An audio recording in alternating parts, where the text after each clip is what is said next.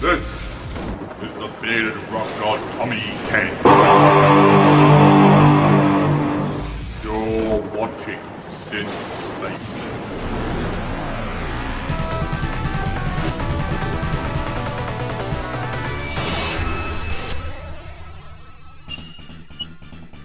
Since Spacies.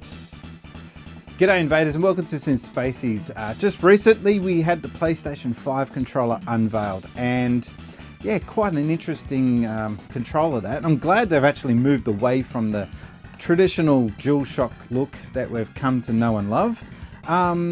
But it got me thinking. I've been playing video games for quite some time, and if there's one thing that I think I'm qualified at talking about, that is gaming controllers. There's at least, I can see 20 here just within range of where I'm standing, just lying around loose, which reminds me I've got to tidy them up.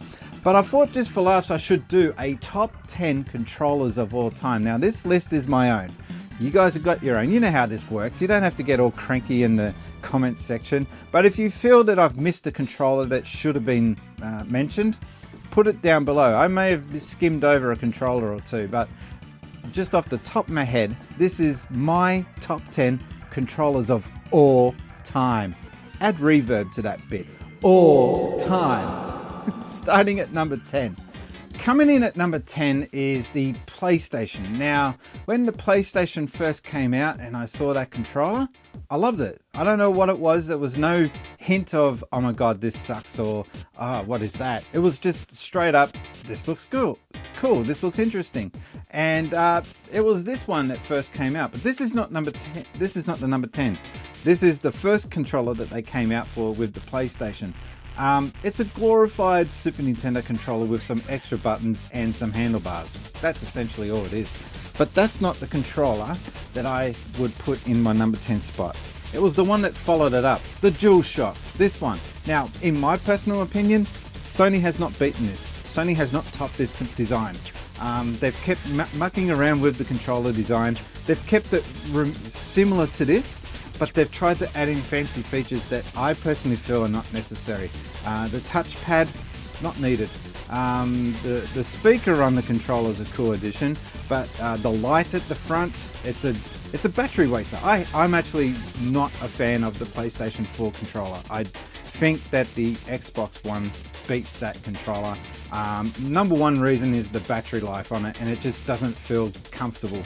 Anyway, but this one, I don't know, for some reason I feel more at home with this than I do with the PlayStation 4 Pro controller or the PlayStation 4 controller. So, number 10, the Sony DualShock controller. Mine's a little beaten up. I don't even know if this is my original one. I think this is a second-hand one I picked up. But yeah, it's got the 4 extra buttons at the top, which 2 more buttons than what the Super Nintendo had. And back then you used to have to switch between the analog, between digital games and the dual stick games. But anyway, number 10, the DualShock PlayStation controller. Coming in at number 9 is a controller that a lot of people I don't think will expect. It's a console technically, but not really a traditional console. It's from Nvidia. It's the Nvidia Shield controller. Now this is the second edition that came out. And the reason why I picked this is that it's one of the most comfortable controllers that you can hold in your hand. Seriously, this is just ridiculously comfortable and a complete surprise when I got it. In fact, I'm getting another one sent to me because I like this controller so much. It has got an extra few bells and whistles that the Xbox 360 version does not have. You've got pretty much, like I said, looks like an Xbox 360 controller, except there's a volume control here right in the middle. It's like a touchpad. Also has a microphone for Google Assist, so you can hit that and go for Google Assist. Something that the consoles don't do until now. The PlayStation 5 will have a microphone inbuilt. Yeah, I don't know how good that's going to be, but we'll see. It's got its own headphone jack inbuilt right here, which is something that the later Xbox One controller came out with, but not the first one. Good on you, Xbox. I don't know what you're thinking there. And it's just a really long-lasting controller. The battery life on this is really extensive. and it's just a solid controller with rumble and every feature that you'd expect from a controller, but not from a company that you'd expect to make it. Nvidia Shield version 2 controller is my number 9 top 10 controllers of all time. Coming in at number 8 is the Sega Mega Drive Power Stick. Now this thing was a beast. My one is packed away at the moment, but it's a free button controller. I'll show you a picture of it up here. But yeah, it's a free button arcade stick. There was also the NES Advantage, which I was quite tempted to put that in, but this is my top 10 list and I don't own one of them. Maybe if I get one, it will probably sneak into this top 10 list. But I found that the arcade power stick was an awesome bit of kit. Hardened plastic, really smooth, comfortable design. I had a metal base to allow it to just sit flush on the table and not move anywhere. The buttons just felt responsive. It had turbo buttons on there as well. The only controller that I think could probably beat it was the 6-button version of the arcade power stick for the Mega Drive / Genesis. Just an awesome controller, and it's the only stick that's in this top 10 list. Coming in at number 7 is the Super Nintendo pad. Now, a lot of you would have this higher on the list, and that's great, but for me, number 7 is high enough on the list for this one. I just recently picked up for the Switch something very similar, which is this one here, the SF30 Pro. From 8-Bit Do, but that's got extra bells and whistles. But we're rewinding the clock back to a more simpler time, and this is the Super Nintendo version. I just remember when I first saw this controller, I didn't like the look of it compared to the Mega Drive, but it felt comfortable in the hands. And the Mega Drive was the first controller to come out with a kidney shape and curved design, and I think Nintendo, whether they copied them or not, I don't know, but they had the curvage on the sides as well to make it more comfortable to hold in your hands. So this is coming from a time when all controllers used to be just square shaped. Both Sega and Nintendo decided to change all that, and this controller, the only complaints that I've got is when you're playing Street Fighter 2. My hands used to cramp right up doing the power kicks with these top 2 buttons all the time. I much prefer a 6-button layout for Street Fighter 2, but for most other games, this is a decent controller to use. This is the classic version. My original one's packed away, but this classic edition is very, very much similar to the original controller. And I just like the design and the layout. I think that the Famicom's design with the color buttons as opposed to the Super Nintendo American version with the lilac and purple, I think this is a better version. And it just is such a comfortable, very responsive controller, especially when you're playing games like Super Mario World and you need that exact precise control. That D-pad, very hard to top in the gaming industry. But yeah, the number 7 controller on my list is the Super Nintendo controller, and I know that's going to annoy some of you, but I don't care. Coming in at number 6 on the top 10 controllers of all time is the Sega Mega Drive 6-button variant. Now, the initial buttons that came out for the Mega Drive was a 3-button controller, and it was cool for the time, but games started to get more complex in that era, and they needed more control, more buttons to be able to focus on more, especially the fighting games that were coming out, which is why Sega came out with this. Now this is not the original one, but it's based on the original. This is a USB modern variant of the controller. I bought this for my Mega Drive Mini because that's how much I wanted this controller back in my life again. I do have the original 6-button controller for the Mega Drive packed away, but this controller is just really good for Street Fighter 2.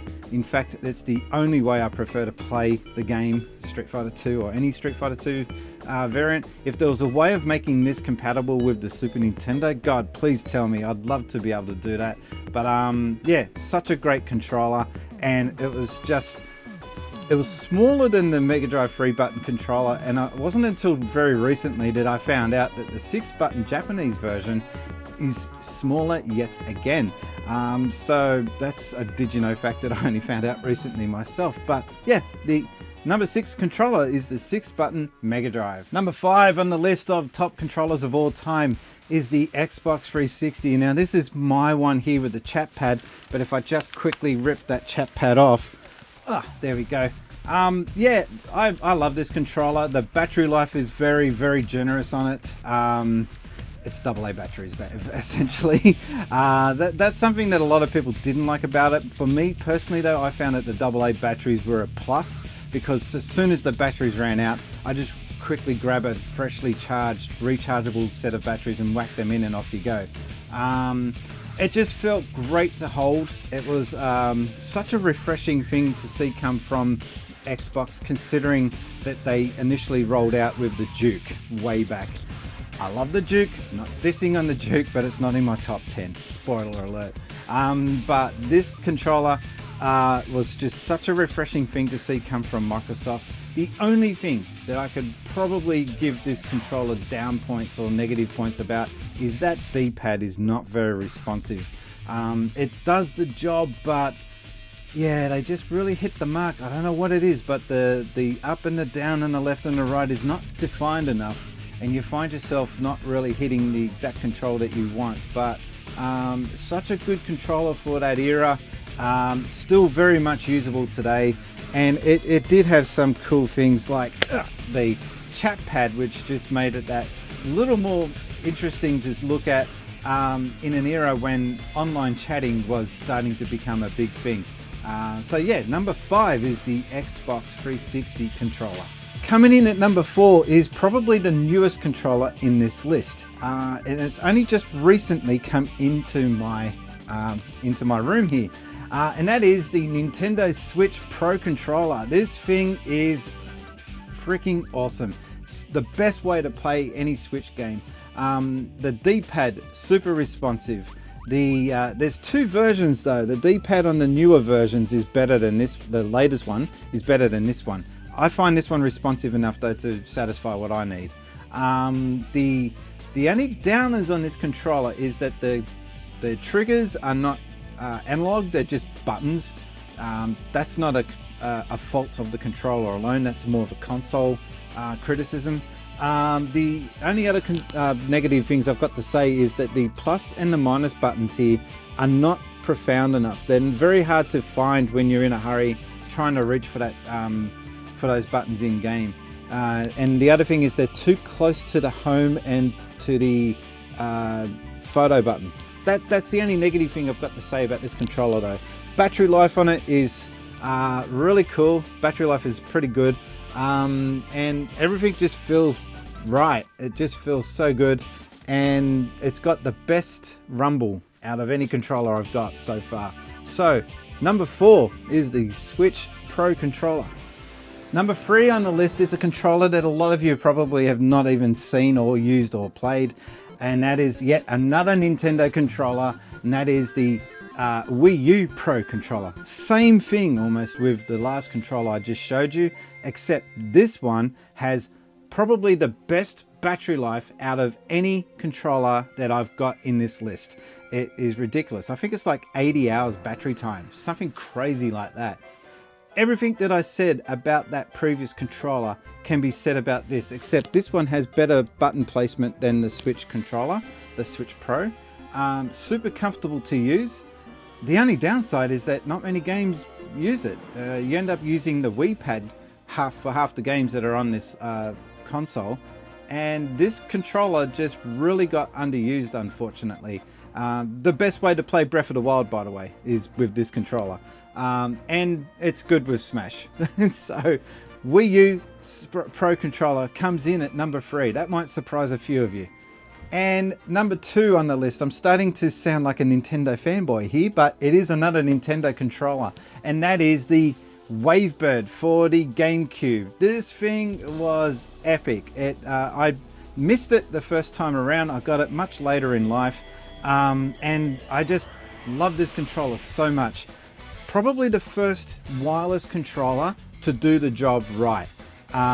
It uses a little bit of a different setup when it comes to connecting, but it allows you to have more than one wireless controller set up at one time. You had channels at the bottom here you had to select. So if you had 4 controllers. You select 1, 2, 3 or 4 depending on which channel you want that controller to be. It had a receiver that goes in on the GameCube, which is, hang on. So you had that receiver go into the GameCube, and this just taps into that. AA batteries. It does everything that the GameCube controller does except one downside. It's only got the one downside, and that is there's no rumble in this controller, no shaking. So apart from that, I can't rate this controller enough. Unfortunately, there's been no repro controllers made of the Wavebird that I know of. And the other thing is they're just super hard and to find. Mine didn't come with the battery pack. I had to buy that separately on eBay, but that's how much I love this controller. I actually went to the effort of buying a battery holder to be able to use this controller. Number 2 on the list is the Wavebird controller for the GameCube. And last of all, my top controller of all time. This is my all-time favorite go-to controller. Nothing else beats it, in my opinion. And that is the Xbox One controller. Now, this one in particular is one that I got for free from Microsoft when I attended the Xbox Fan Fest. And I've got to be very specific with this. The first controller that came out for the Xbox One is good. This one's just better. In that it's Bluetooth for one, so you can use it on PC. And the other thing is it's got the headphone jack inbuilt. So that was the other big plus with this one. Plus this one just looks so cool. I mean, it's a Gears of War themed Marcus, I think it was Phoenix controller. Man, this thing just feels so comfortable to use. I've been using this controller ever since the day I got my hands on it, which was, I think, pre-launch actually. I think we got this before it was available to the public. And it just feels comfortable. Bit of dust on it though. I haven't really touched this one because I use this for PC now. But I just so in love with this controller. It is my absolute go-to favorite. The haptic feedback, which PlayStation are bragging about now as if they've invented it. It was available on this with certain games, and that's the sad thing, is that with these features that they introduce to controllers, it all depends on if the game developers are actually going to tend to it. And Forza is one game that uses that haptic feedback. There's a couple of others, I'm sure, but Forza is probably the best example. For example, when you're running over the sides of the road, the controls kind of fight you a little bit with the triggers. But it's just such a reliable, great controller. My only criticism, I mean, this is just a Microsoft Xbox thing, is the names of the buttons. They've used the stupid symbols. Bring back the start and select button, please. Can we just go back to start and select? Why do we have to have share button? Why do we have to have hamburger? Why do we have to have lines? What's that all about? That's been my top 10 controllers of all time. Please leave your comments down below. Is there a controller that I left out that you're just screaming from the rooftop saying, why didn't you mention it? It'll be interesting to see what you guys have to comment down below. I've got a sneaking suspicion I know who's going to comment down there with what. But yeah, leave your comments down below. Did I get my top 10 right in your opinion? Or did you think that that was pretty much on the mark? Leave your comments down below. My name has been Brian, and I've been gaming since Spacies. Thanks, guys.